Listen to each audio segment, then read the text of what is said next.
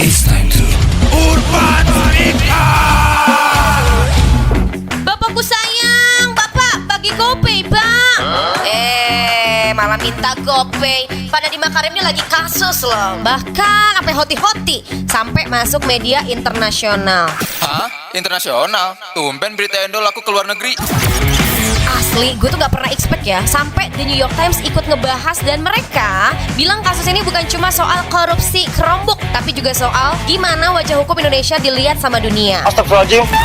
Jadi intinya, jaksa tetap yakin tuntutan 18 tahun buat Nadiem berdasarkan bukti, bukan asumsi. Katanya sih ada saksi, ada dokumen, ada audit, sampai bukti elektronik dan forensik HP. Sampai jaksa ngomong nih kalimat yang langsung bikin ruang sidang berasa kayak film kriminal. Ya, orang sih bisa bohong, tapi bukti elektronik tidak bisa bohong. Nah terus ada lagi nih anak kurban yang bikin netizen-netizen pelanga-pelongo. Jaksa bilang ada pemerintahan bayangan karena disebut ada pihak luar kementerian yang ikut bahas proyek Chromebook.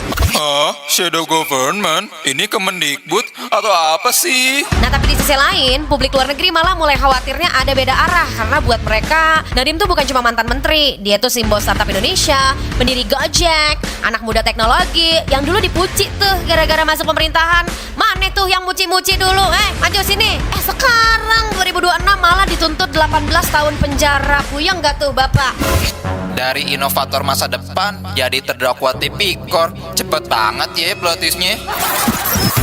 The New York Times saja sampai nyebut ada kekhawatiran soal authoritarian overreach alias penegakan hukum yang dianggap terlalu jauh. Dan mulai nih muncullah pertanyaan-pertanyaan dari para investor asing. Aman gak sih masuk pemerintahan Indonesia? Aman gak sih kerja sama proyek negara? Aman gak sih kalau nyalon 2029?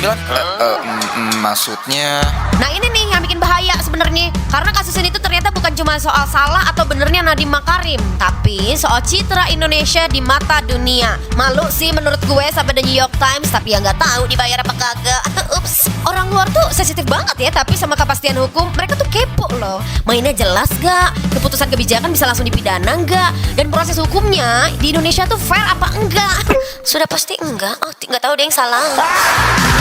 Tapi ya di sisi lain sih rakyat Indonesia juga capek ya sama korupsi.